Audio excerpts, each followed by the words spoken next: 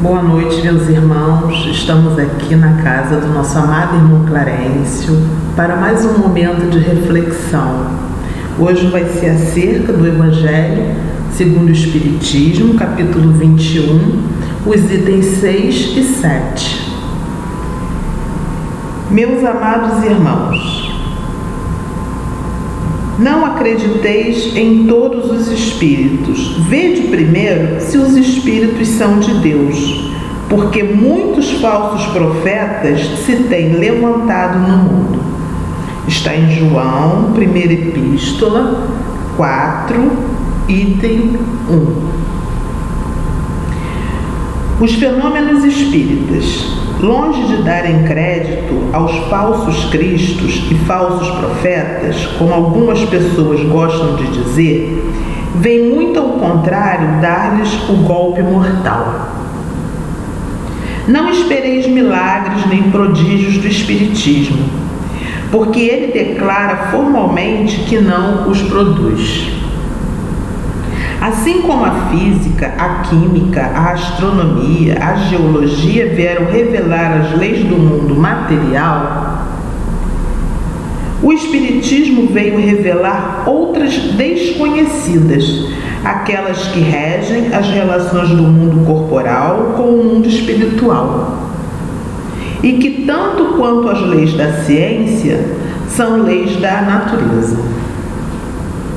Fornecendo explicações para uma certa ordem de fenômenos até hoje incompreendidos, ele destrói o que ainda restava no domínio do maravilhoso. Aqueles, pois, que fossem tentados a explorar esses fenômenos em seu próprio proveito, fazendo-se passar por Messias de Deus, não poderiam abusar durante muito tempo da credulidade das pessoas, e logo seriam desmascarados. Aliás, assim como se tem dito, esses fenômenos sozinhos não provam nada. A missão se prova pelos efeitos morais, o que nem todos podem produzir. Esse é um dos resultados do desenvolvimento da ciência espírita. Ao pesquisar a causa de certos fenômenos, ela acaba tirando o véu que encobre muitos mistérios. Aqueles que preferem a obscuridade em lugar da luz são os únicos que têm interesse em combatê-la. Mas a verdade é como o sol, dissipa os mais espessos nevoeiros. Então agora vamos aproveitar esse momento de amor, de tranquilidade, de paz. Vamos renovar as nossas esperanças no Mestre Jesus. Vamos renovar as nossas esperanças nessa espiritualidade da casa do nosso amado irmão Clarencio, dos nossos benfeitores espirituais que estão sempre nos trazendo motivações através desses ensinamentos evangélicos, para que nós possamos confiar cada vez mais e mais de que Deus, o nosso Pai amado, é quem está no controle de tudo. Ele é o Criador de todas as coisas. Quem criou, o Criador do universo, Deus, nosso Pai, é que sabe de tudo. Tudo está sob o seu comando. Então nós temos que ter essa confiança cada vez mais renovada no seu amor, na sua bondade. Então que Deus nos abençoe e nos ajude cada vez mais. Que assim seja, graças a Deus. Então, meus irmãos, dando continuidade aqui às nossas reflexões, né? Que nós não devemos acreditar em todos os espíritos, nós devemos assim ampliar a nossa visão que espíritos tanto faz, pode estar encarnado como pode estar desencarnado. E aí essas pessoas que têm esse dom, né, de falar, de envolver o outro, é necessário que nós tenhamos assim muito cuidado, porque como já foi aqui alertado por João, o evangelista, nem todos os espíritos são de Deus, mas ele quis nos dizer, na realidade, que tem pessoas que se envolvem, né, com pensamentos, com sentimentos enganosos. Então, quando Jesus também nos orientou a amar e a nos instruir, ele quis deixar muito claro que é necessário que nós façamos sempre reflexões, que nós busquemos sempre um aprendizado, para que a gente não seja envolvidos em situações que vão nos levar a dificuldades.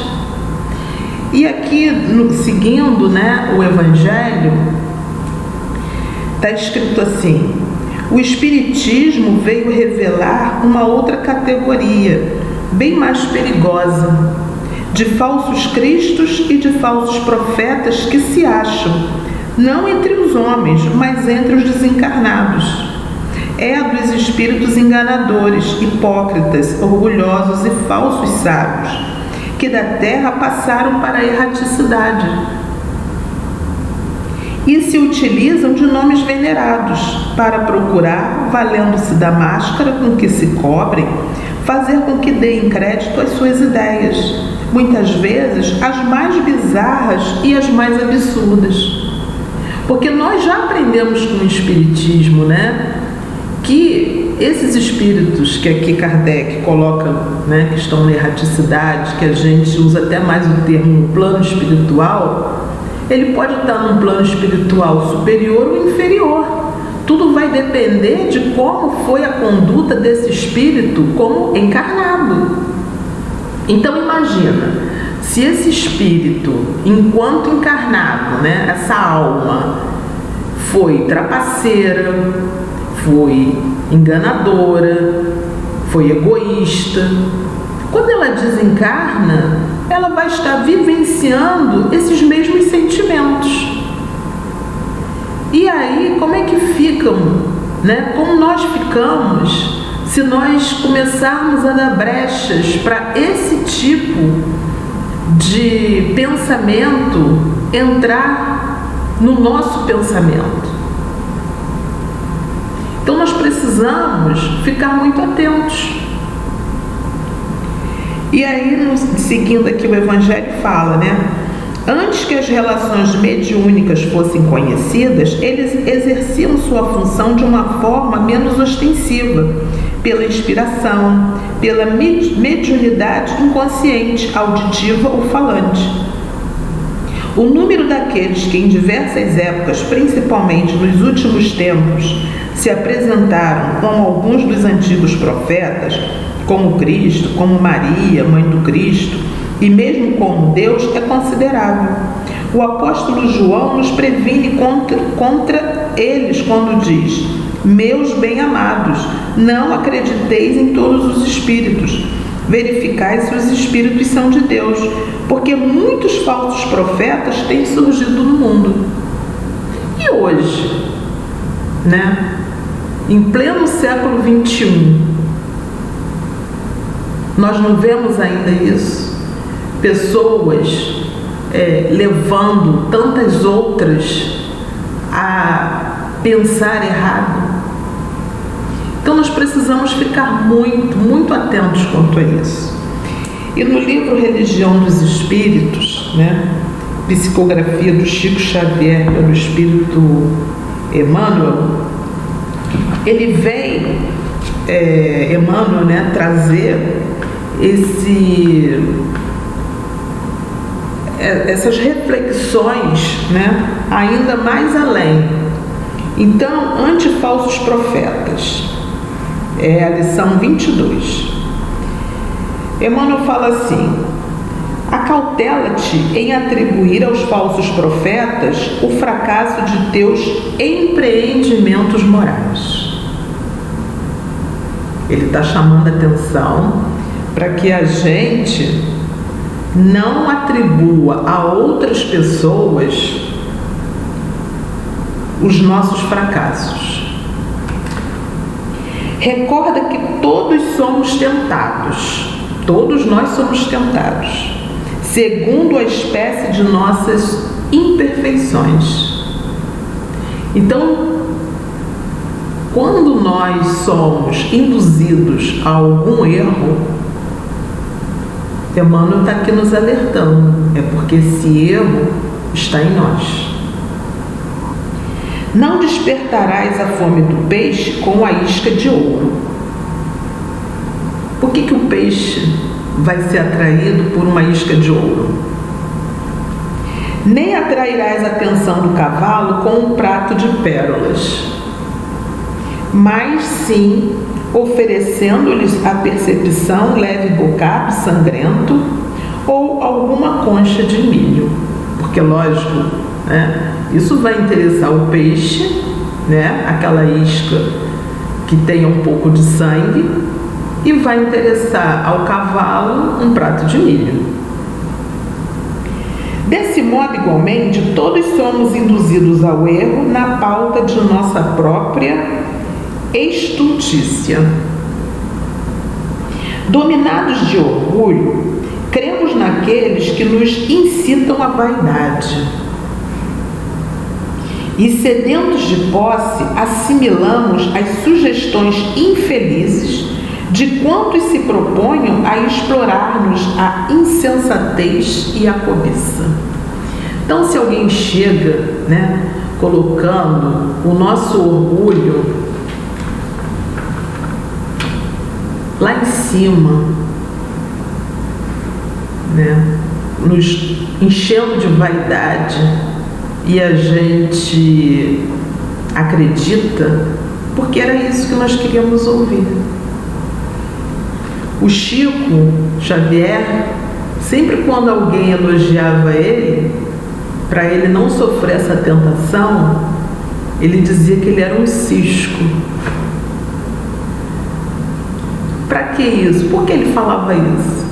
Para evitar, né, que as pessoas ficassem o endeusando, o colocando acima daquilo que era a proposta dele. Ele tinha uma missão. E se ele deixasse esses elogios exacerbarem, ia acabar destruindo o destino dele, que era justamente pregar a humildade, a amorosidade, a caridade. Então ele usava esse antídoto, essa brincadeira que ele fazia, dizendo que ele era um cisco. É preciso lembrar que todos somos, no traje físico ou dele desenfaixados, espíritos a caminho, buscando na luta e na experiência os fatores da evolução que nos é necessária, e que por isso mesmo já somos aprendizes do Cristo. Temos a obrigação de buscar-lhe o exemplo, parâmetro ideal de nossa conduta. Bem, Kardec, né, através dos espíritos, já disse que o espírito guia e modelo para nós é Jesus. E muitas das vezes a gente pensa, né, nossa, seguir Jesus, o exemplo dele na sua totalidade é tão difícil. Mas por que é tão difícil para nós? Por causa do orgulho. Porque se nós analisamos os gestos de Jesus, era tudo baseado na simplicidade. Desde o seu nascimento, na manjedoura, a sua vida, que nós temos conhecimento, até onde foi possível, ajudando o pai na carpintaria, José, e depois da morte do pai, né, de José, ele continuou ajudando ali, trabalhando na carpintaria. Jesus foi carpinteiro, uma profissão que aparentemente simples, humilde. Então todos os gestos de Jesus foram gestos de humildade. Ele mesmo disse que ele veio para os doentes e não para os sãos. E se a gente pensar direitinho, a nossa doença, quais são as nossas doenças morais? É um questionamento que todos nós precisamos fazer a todo momento, para que a gente não caia na tentação, conforme diz a oração do Pai Nosso. Não nos deixeis cair em tentação, mas livrai-nos do mal. Mas esse mal a gente só vai se livrar se nós formos combatentes, soldados de um exército que habita dentro de nós. Um exército de falsas virtudes, que só cabe a nós fazer essa análise e pontuar uma a uma. E aí Emmanuel segue: não vale assim alegar confiança na palavra de quantos nos sustentem a fantasia, com respeito a fictícios valores de que sejamos depositários, no pressuposto de que venham até nós na condição de desencarnados. Então, se nós ficarmos, alimentando pensamentos de grandiosidade, que nós ainda não temos essa grandiosidade moral, nós vamos atrair pensamentos similares. Pois que a morte do corpo é, no fundo, simples mudança de vestimenta, sem afetar, na maioria das circunstâncias, a nossa formação espiritual. Então, desencarnamos, seremos o que nós éramos quando encarnados. Não creias desse modo em todo espírito, diz-no o apóstolo, porquanto semelhante atitude envolveria a crença cega em nossos próprios enganos com a exaltação de reiterados caprichos. Então, se nós continuarmos com esses pensamentos de negação do que ainda nós não somos, nós não vamos avançar. Nós precisamos ter essa consciência para poder trabalhar em nós essa mudança.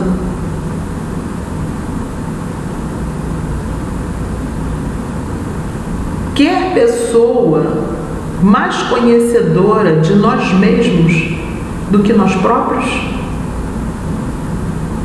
E para os espíritos não tem como a gente esconder.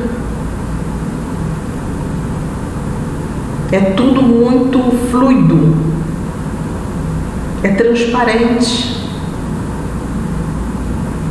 Não adianta eu fazer de contas que estou lamentando uma situação e por dentro estar sorrindo, feliz. Para a espiritualidade ser visível o que realmente nós somos. O ouvido que escuta é irmão da boca que fala. Ilusão admitida é nossa própria ilusão.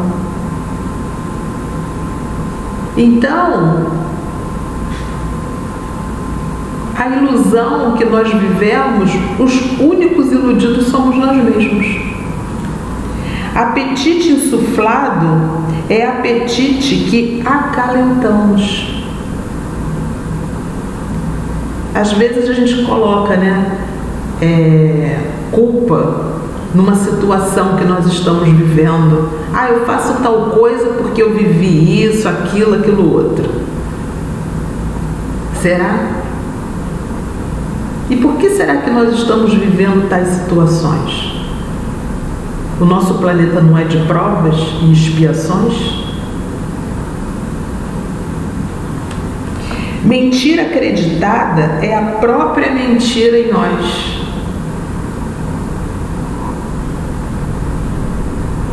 Olha o que Emmanuel está dizendo. Eu acreditei numa mentira. Essa mentira não estava dentro de nós? Crueldade aceita é crueldade que nos pertence. Quando nós ficamos inertes, ficamos quase que indiferentes a uma crueldade, é por quê? É porque essa crueldade está dentro de nós. De alguma sorte, somos também a força com a qual entramos em sintonia. Então o Espiritismo está sempre falando nisso, Cuidado com o que pensas, cuidado com o que pensas, porque vai fazer uma sintonia. E nós somos os detentores da decisão sobre o que nós queremos pensar. Procuremos, pois, o Mestre dos Mestres como sendo a luz de nosso caminho. Então, quando vier esse tipo de pensamento que nós já sabemos que não é positivo, que não é bom, façamos uma oração. Vamos pedir ao Mestre Jesus que nos ampare nesse momento e que nos ajude a mudar essa psicosfera mental.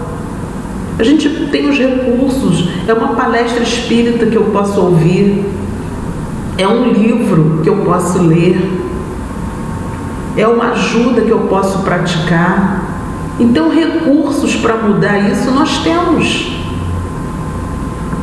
E cotejando com as lições dele, de Jesus, avisos, informes, mensagens e advertências que nos sejam endereçados desse ou daquele setor de esclarecimento, aprenderemos sem sombra que a humildade e o serviço são nossos deveres de cada hora, para que a verdade nos ilumine e para que o amor puro nos regenere, preservando-nos, por fim, do assédio de todo mal.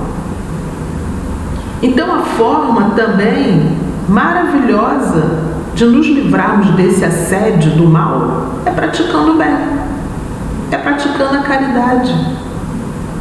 Fora da caridade não há salvação. O Chico dizia, que a caridade é o nosso passaporte para a entrada em mundos felizes. É esse mundo interior que é o nosso primeiro mundo feliz, é o mundo interior. E aí também, como, até Joana de Ângeles tem livros que ela aborda esse assunto de falsos profetas, que ela fala, ela nos ensina que profetizar é falar, porque você pode ser induzido. Pessoas que têm essa capacidade de no falar induzir outras.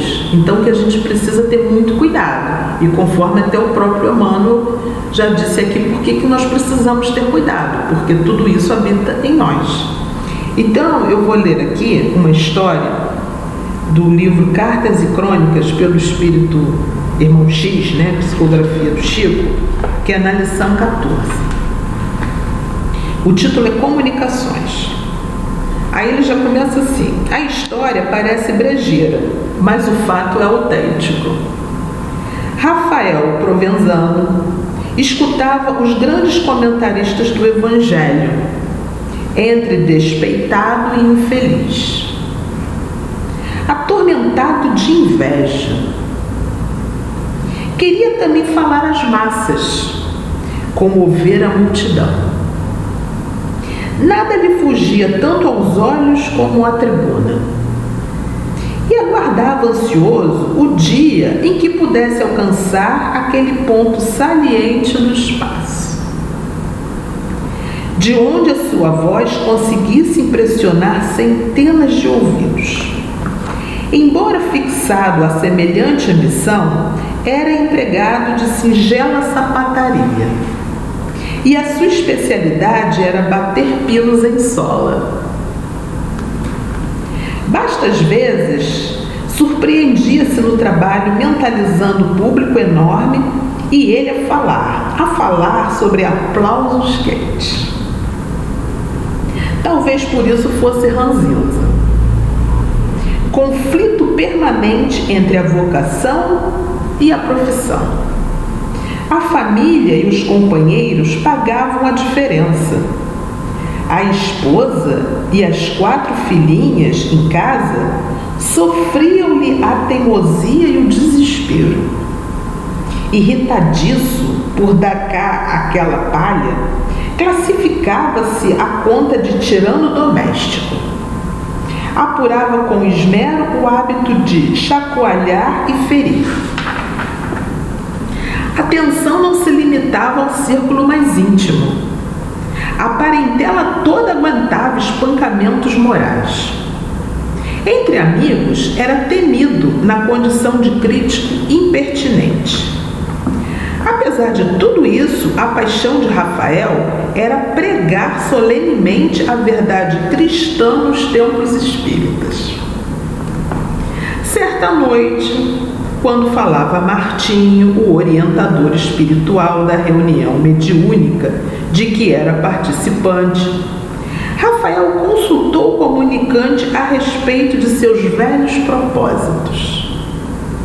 Sim, meu filho, comentou o benfeitor por meio do médium, você poderá ensinar mais tarde, das tribunas. Agora, porém, é cedo. Convém estudar, preparar-se, aprender e servir.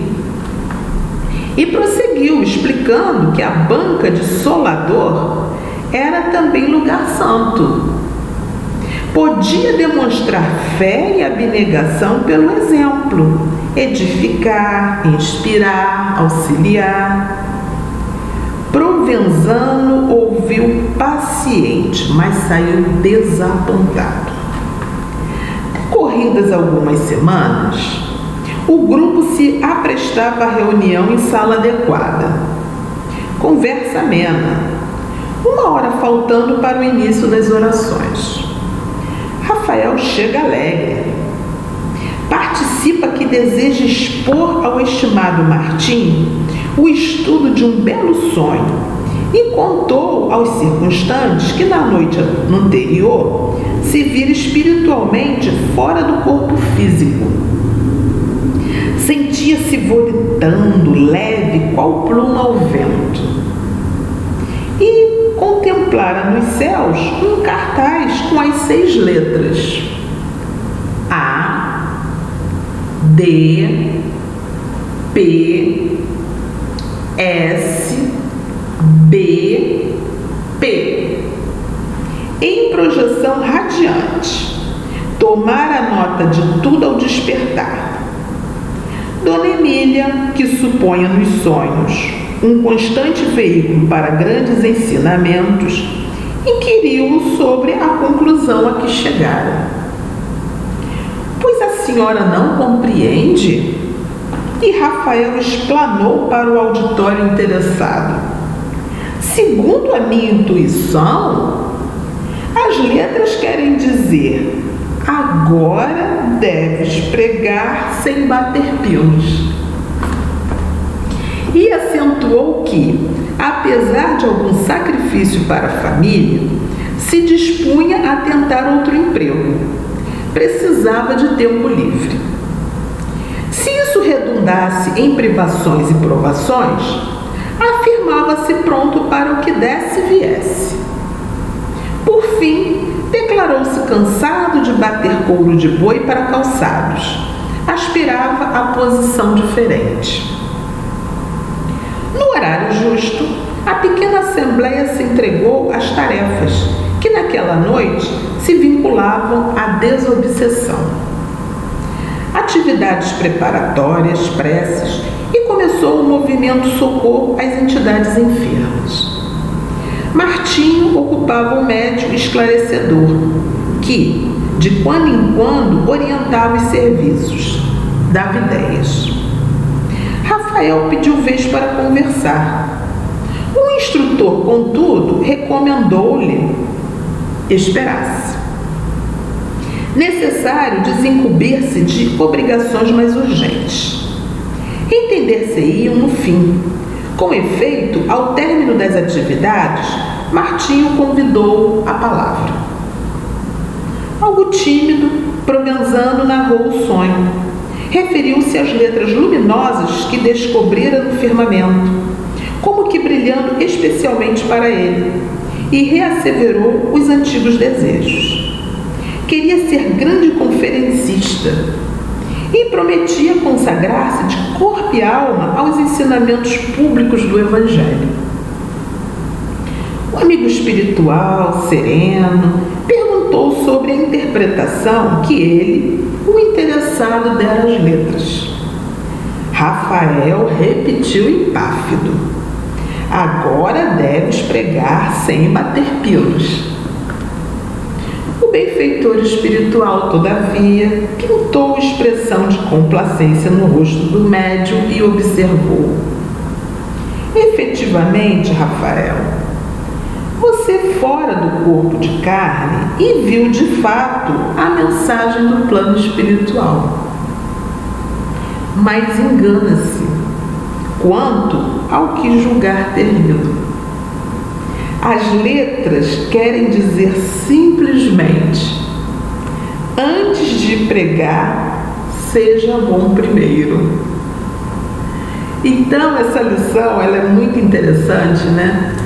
Porque traz o Rafael cheio de orgulho, achando que a profissão dele já não o satisfazia, que estava errada, porque ele queria ser um pregador, ele queria falar às massas, ele queria pregar o Evangelho, mas ele não estava preparado. Aí o benfeitor, né, Martinho, o guia espiritual, o aconselhou o quê? A se preparar, a estudar, a servir, a se melhorar antes de ocupar essa tarefa, porque ele não estava preparado. Agora, vamos supor que ao invés, né, em vez de esse benfeitor sério, espiritual, ele ter tido encontrado com um espírito enganador, o que esse espírito ia falar para ele? Justamente o contrário, né? Ah, é isso mesmo, você tem o dom da palavra, você deve mesmo começar a pregar o Evangelho, enfim, incentivar ele a fazer algo que ele não estava preparado. E isso ia trazer o quê? Ia trazer o bem para ele? Ia trazer o bem para as pessoas que o ouviriam? Claro que não.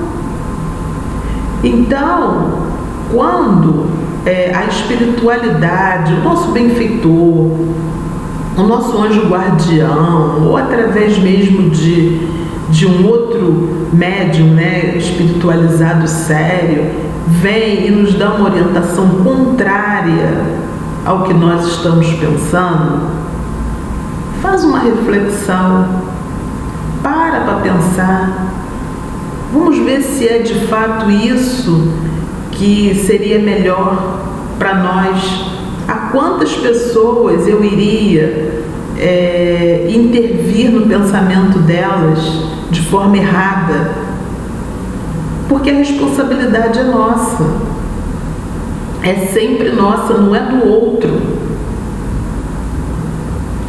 Então, meus irmãos, agora que nós já estamos chegando ao término dessas nossas reflexões,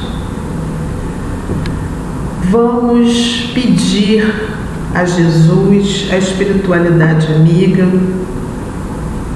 a casa desse nosso amado irmão Clarencio, que é repleta de espíritos trabalhadores, que estão sempre prontos a nos orientar, que eles possam, Senhor Jesus, sentir em nós realmente a vontade da mudança, a vontade de prosseguir, progredindo, de avançar, de aparar as arestas que ainda temos tantas coisas para serem mudadas, que nós podemos ser mais virtuosos, porque as sementes dos ensinamentos de Jesus estão em nós e nós precisamos fazer com que isso floresça, cresça. Então que Jesus nos abençoe, nos ilumine os pensamentos e nos ajude cada vez mais a progredir, a avançar. Que assim seja, Senhor, graças a Deus.